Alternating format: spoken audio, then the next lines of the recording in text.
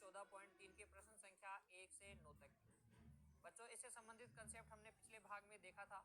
हमने देखा था कि किस तरीके से दिए गए आंकड़ों का आलेखीय निरूपण करते हैं। आलेखीय निरूपण में हमने चर्चा की थी दंडालेख की, आयत चित्र की और बच्चों बारंबारता बहुभुज। उम्मीद करता हूँ आपने वो वीडियो अच्छे से देखा होगा, समझ लिया होगा और आपने प्रश्नावली 14.3 के सभी प्रश्न करने का एक बार प्रयास कर लिया होगा। देखिए, सबसे पहले पहला प्रश्न, एक संगठन ने पूरे विश्व में 15 से 44 वर्ष की आयु वाली महिलाओं में बीमारी और मृत्यु के कारणों का पता लगाने के लिए किए गए सर्वेक्षण से निम्नलिखित आंकड़े प्राप्त किए। तो कोई संगठन है जिसने क्या किया है, सर्वे किया है महिलाओं की मृत्यु के कारणों का पता लगाने के लिए, और उन्होंने जो आंकड़े प्राप्त किए वो इस प्रकार से है। जनन स्वास्थ्य अवस्था जो है महिलाओं की मृत्यु का कारण होती है।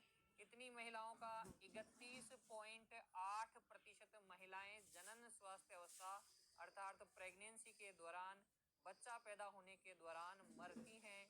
तंत्रिका मनोविकारी अवस्था 25.4% महिलाएं इस अवस्था में मृत्यु को प्राप्त होती हैं। क्षति एक्सीडेंट में 12.4% महिलाएं, हृदय वाहिका अवस्था में 4.3% महिलाएं, श्वसन अवस्था में 4.1% महिलाएं और अन्य कारणों से 22.0 महिलाएं क्या होती हैं, मृत्यु को प्राप्त होती हैं।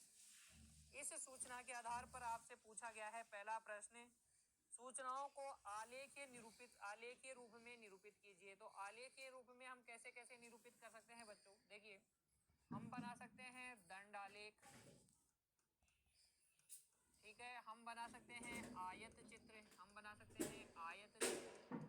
और हम बना सकते हैं बारंबारता बहुभुज। तो आलेख में हम यह पढ़ते हैं। तो हमने पढ़ा है कि ये दोनों कब बनाए जाते हैं? जब आपका चर किसके अंतर्गत दिया गया हो? वर्ग अंतरालों में दिया गया हो। प्यारे बच्चों, अगर चर किस में दिया जाता है? वर्ग अंतराल में, अर्थात जिस चीज का अध्ययन हम कर रहे हैं वो चर अगर वर्ग अंतराल के रूप में दिया गया है तब तो हम या तो आयतीय चित्र बनाते हैं या बारंबारता बहुभुज बनाते हैं। दंड आलेख हम कब बनाते हैं? जब चर क्या हो? व्यक्तिगत दिए गए हो, मतलब कोई भी वर्ग अंतराल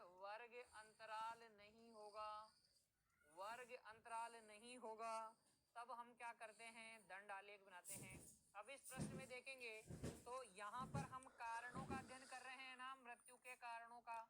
क्या कारण आपको वर्ग अंतराल में दिए गए हैं? नहीं दिए गए हैं। इसका मतलब आलेख कौन सा बनेगा?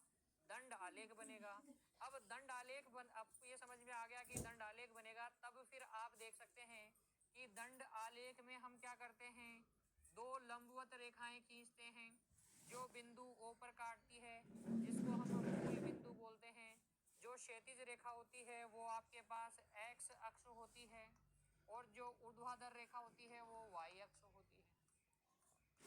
क्षैतिज अक्ष पर हम क्या ले लेते हैं? हम हमेशा चर ले लेते हैं। हम यहाँ पर चर ले लेंगे तो यहाँ पर हम ले लेंगे कारण। इसका अध्ययन कर रहे हैं हम मृत्यु के कारणों का, तो हम यहाँ कारण लिखेंगे। कैसे लिखेंगे?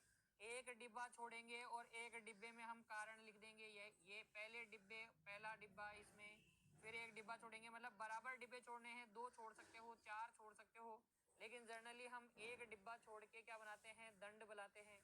फिर अगले डिब्बे में दंड बनाएंगे, फिर दूसरे अगले कारण का दंड बना देंगे और इस तरीके से विभिन्न कारणों के हम क्या बना देंगे? दंड बना देंगे। अब सवाल उठता है कि इन दंडों की ऊंचाइयां हम कितनी लेंगे? तो वो लेंगे इस चर के माप। इन कारणों की जो माप आपको दी गई है, जो प्रतिशत आपको दी गई है, वो आप y अक्ष पे लें।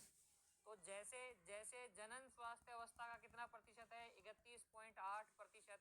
तो 31.8 ऊंचाई का